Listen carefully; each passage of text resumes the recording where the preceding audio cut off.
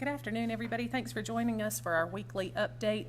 We will begin promptly at 3. This is our sound check. If you can see us, if you can hear us, give us the thumbs up.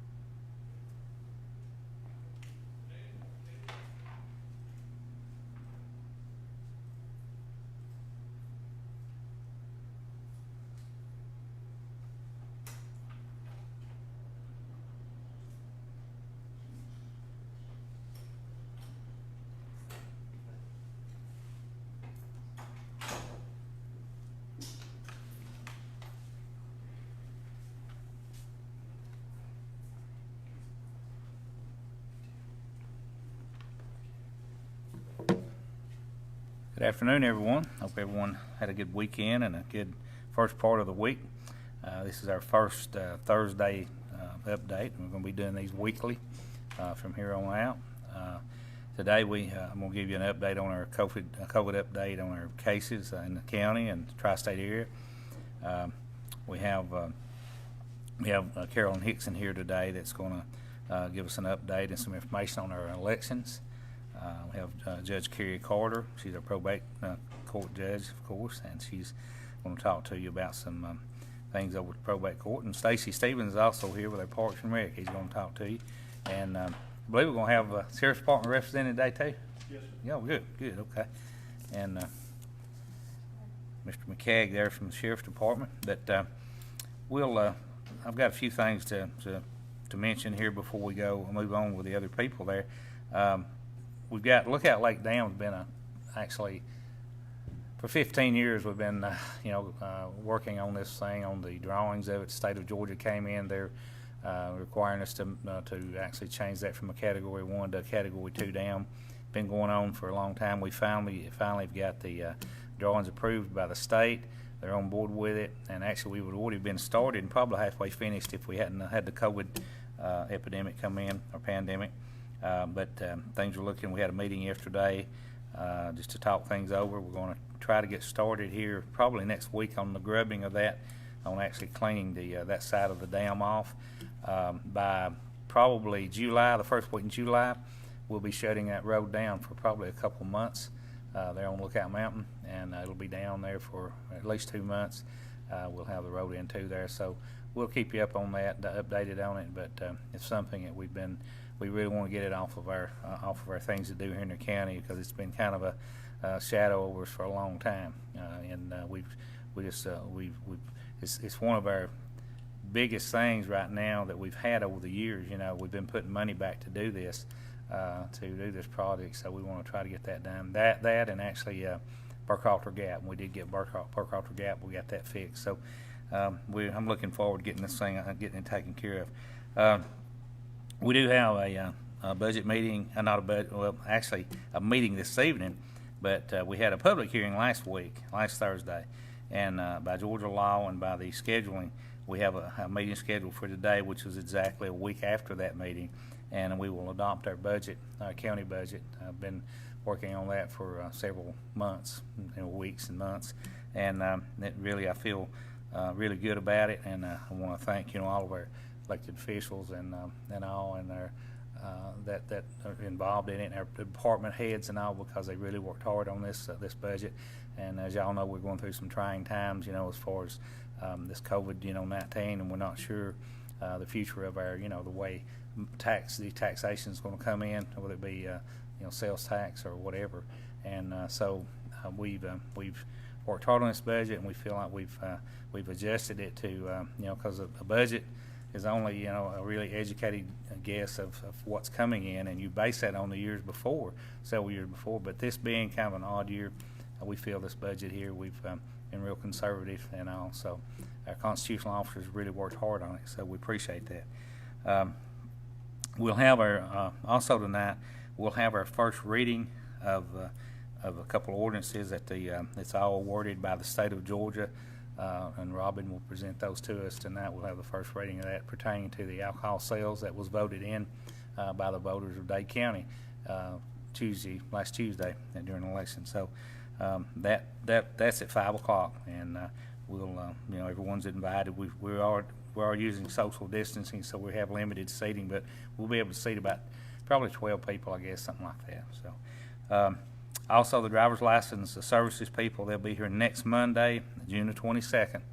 And remember that, because we have a lot of people get mixed up on their Mondays, and they'll show up, and it'll be the staggered Monday. But next Monday, June the 22nd.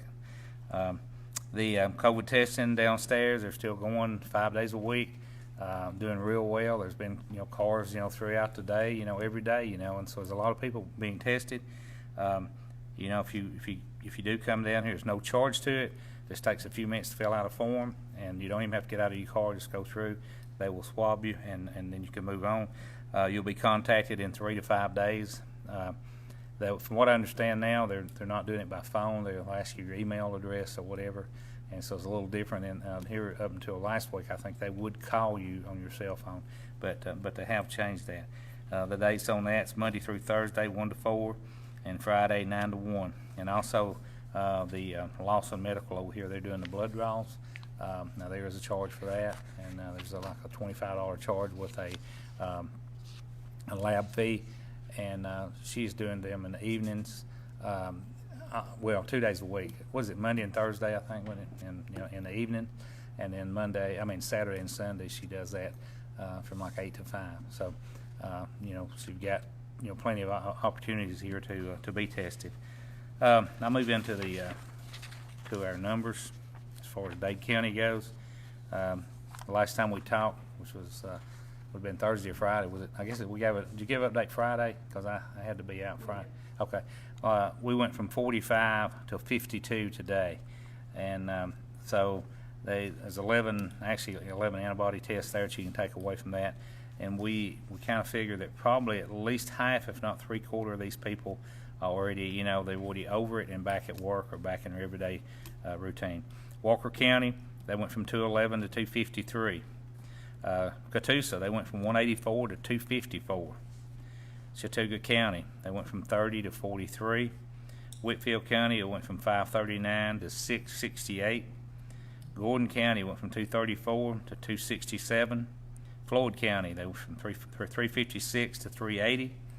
Bartow County went from 532 to 570, and there's still 1,154 unknown counties or addresses that's not been matched to counties. So far in Georgia, we've had 2,575 deaths.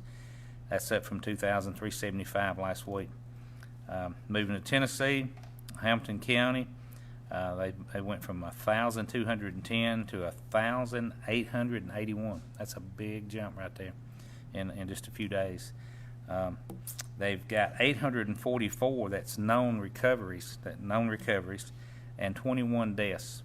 So Hampton County is really, and it's our close neighbor here. It's really, climbing. Marion County went from 47 to 49. Grundy County went from 32 to 37. Sequatchie County, they went from 21 to 23. Meigs County, they went from 28 to 29. Bradley County went from 241 to 303. And There's been 497 deaths total in the state of Tennessee.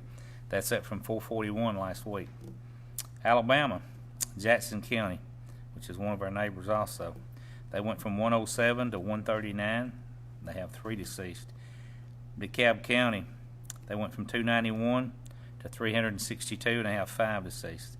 All total in Alabama, they have 22,796 confirmed cases. So the numbers, especially here in Hamilton County, it's amazing, how that's increasing. So just don't let your guard down. Still try to wear your mask. Some people, it's really hard for them to wear a mask, but do the best you can do, especially at churches or if you're at a funeral or going into your to buy your groceries or whatever. Sometimes, it's best, from what I understand, to go in early if you can, like if you are elderly or even if you just want to go in and buy groceries. If you don't want to be around a crowd, go as early as you can, because a lot of grocery stores, they do open up earlier than they did, just to kind of accommodate people for that. We'll go ahead and bring, I think, Judge Carter, you want to come up and be first, and then we'll go into Stacy, and then Miss Hixon, she can be last, okay? And the sheriff's department will be last. Come on.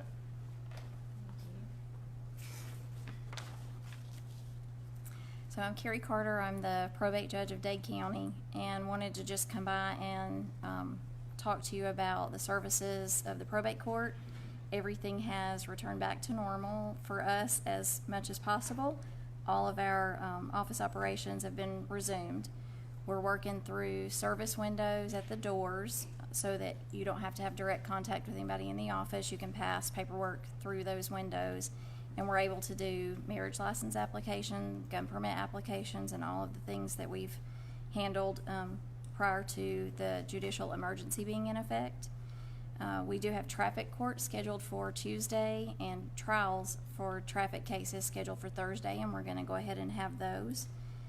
Wanted to remind you that the judicial emergency order has been extended, but in a positive way. The only effect that that's going to have on our office is that the weapons carry permit expiration dates have been extended 120 days from the expiration date that's on the face of the card for your permit.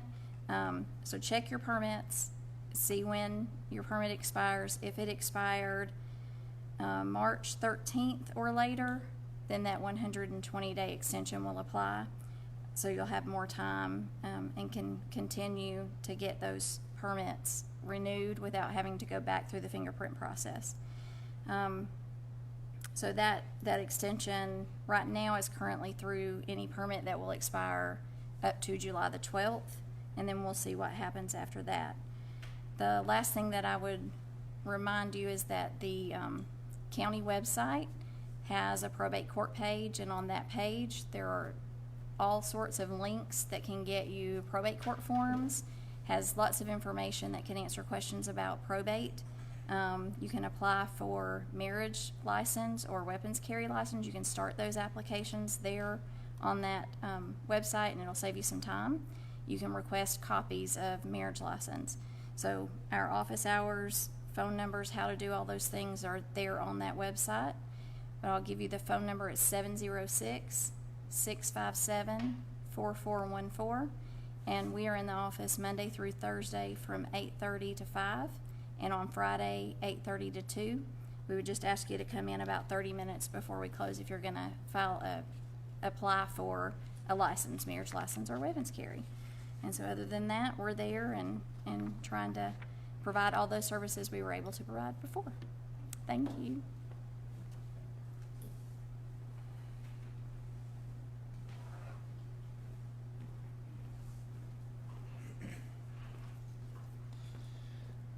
Hello, I'm Stacy Stevens. I'm Park and Recreation Director for Dade County, Georgia. And I just wanted to let everyone know that our walk track is open. Our tennis courts, pickleball courts, basketball courts are open. All of the restrooms are open. The soccer fields, football field, everything is open. The only thing that's closed is our baseball, softball fields that got damaged during the tornado. The contractors are there now tearing down dugouts and some block layers have started putting the block back up. As soon as they're finished and our fence contractors get there, they're not scheduled to come in, or they couldn't be there until around July the 1st. But I'm saying it'll probably be after the 4th before they'll be there. But once they are finished, then everything down there will be opened back up. Like I say, everything else is open. The grounds is looking very good. Hopefully we'll be able to have some tournaments later on this year. And we've got some baseball games. Gentleman wants to schedule to play on Sundays, which will be 18 and over baseball, and that will be free to the public. And the tournaments, we're going to pick the schedule back up as soon as possible, but right now we've just got too much damage to let anyone out on the baseball fields.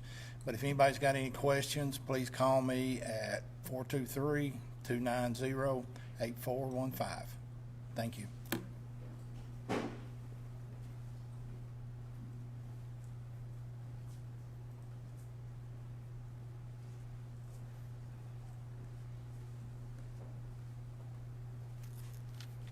Hello, I'm Carolyn Hixon with the Board of Elections.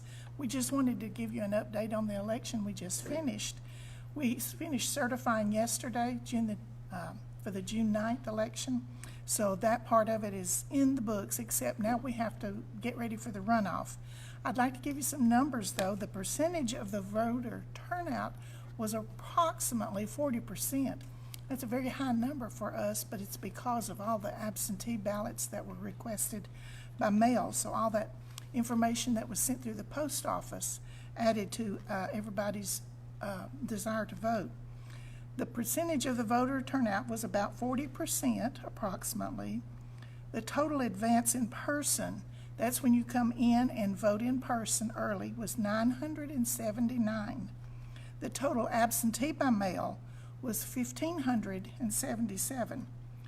Total election day in person, that's that last Tuesday, was 1,637. Now I have a breakdown here a little bit of the precincts.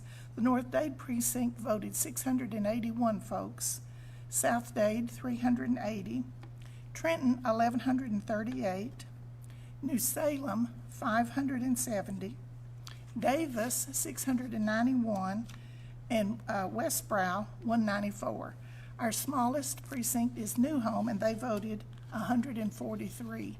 Now, all these numbers are on the website if you need to go back over them. Our runoff for this election will be August the 11th.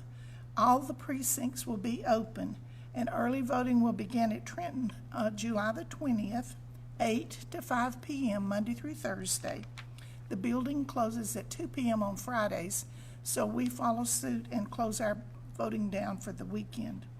There are going to be 3 local races that you'll be interested in, I'm sure, but you must vote the same ballot that you voted in the first election. If you voted Republican, you must vote Republican again. If you voted Democratic, the same, you have to vote again. And if you were one of those people that chose that nonpartisan, you still have to be nonpartisan. And as many of you learned, nonpartisan means exactly that.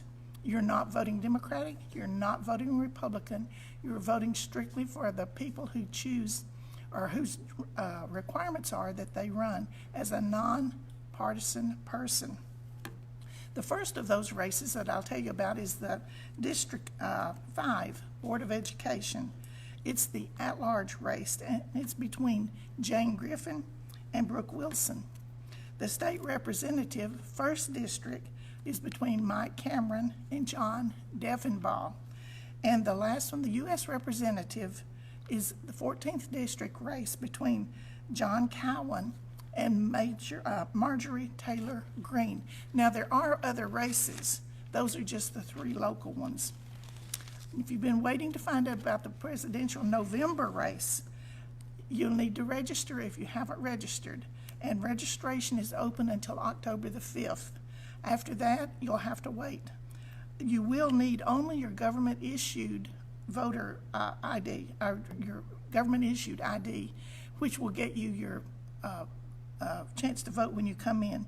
That is an issued driver's license, passport, a military or a permit to carry or other with your picture on it. Early voting will begin October the 12th through October the 30th, and voting absentee by mail is an option. So you just have to call the office to get an application. That can come to you by mail, or you can come pick it up. Now, Election Day that we just had, June the 9th, was long and complicated. All of the equipment was new, not only to you, but all of our 46 poll officers. The newest aspect was the sanitation. All the chairs, the tables, the equipment, and the voter cards were always cleaned between each use. Pens with a stylus feature were provided, so you didn't even have to touch the ballot marker screen. Masks and gloves were provided. They were not required, so it was each person's own particular feelings about how they protected themselves. Now, there's one other thing I'd like to mention. Ongoing recruitment for poll officers is something that we're doing all the time. Like, we used 46 poll officers for June the 9th. For this upcoming runoff election, we'll probably need about 35 poll officers. If you think you'd ever be interested in a 14-hour day, just call and let me know.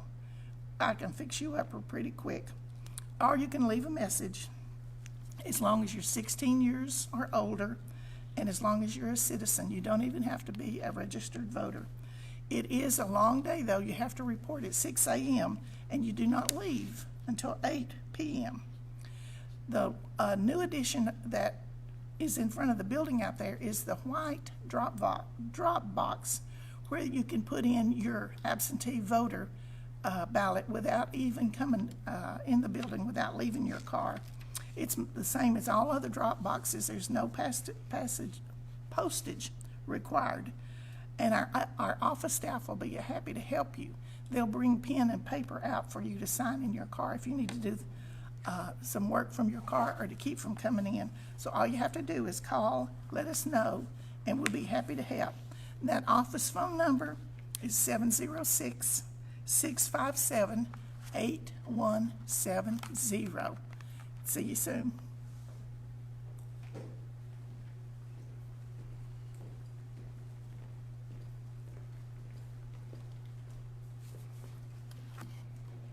Hello, I'm Tim McKaig from the Sheriff's Office. I'm the Chief Detective. Sheriff Cross asked me to come by and talk to you a few minutes about some things going on.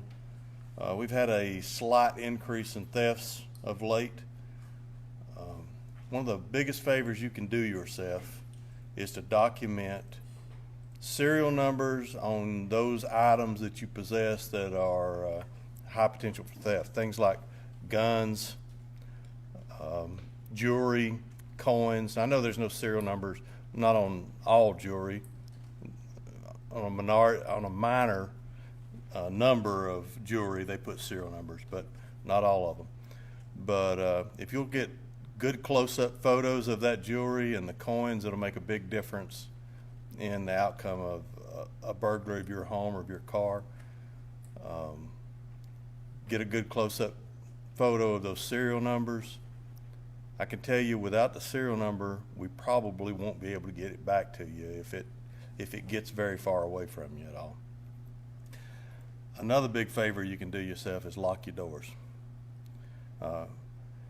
Because it's really just an issue. I know that everybody says that if they want to get in, they're going to get in, and that may be true, but it's just an issue of making it a little harder to get into your stuff than it is to get into somebody else's. So lock your doors. We've seen a few scam attempts. If somebody calls you or comes to your door and says if you'll give them X dollars, they'll bring you Y dollars back, that's a scam. Don't fall for that. Don't go draw money out of your life savings and give them money, because they're not going to bring you that money back that they're promising you. Another thing we saw recently was a car pulled up to gas pumps and installed a card reader. So be careful at the gas pumps when you're using the card reader there. A safer way to do it is to go inside. If if the establishment has the seals on, over the pumps, then you can probably be sure that there's no skimmer there. So y'all all stay safe. I wish you all the best.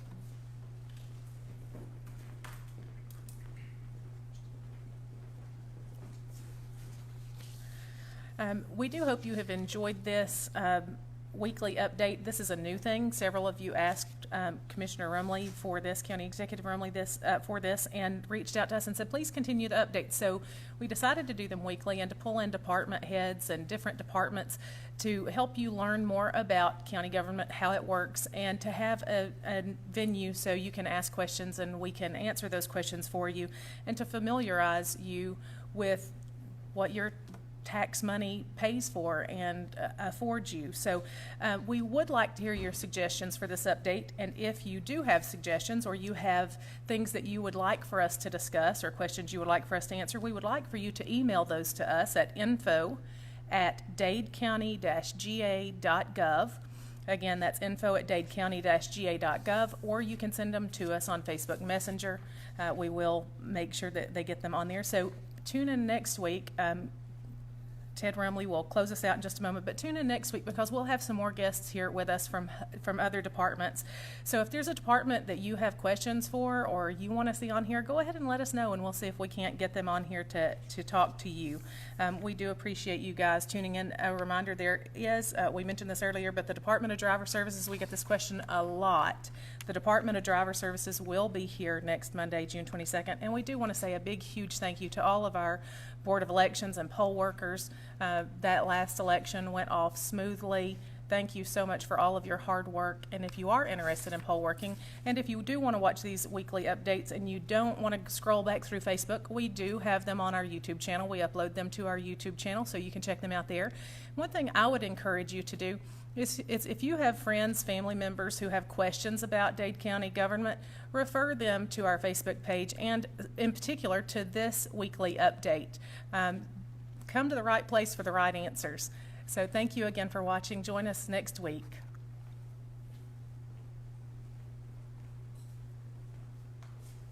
Thank you, Kerri, and thank you for everyone that was here today. Hope you got some good information out of this. Just want to also say thank you to all of our elected officials, all of our constitutional officers, and our department heads, and that's something that's real critical, during, like I said, in this budgeting process.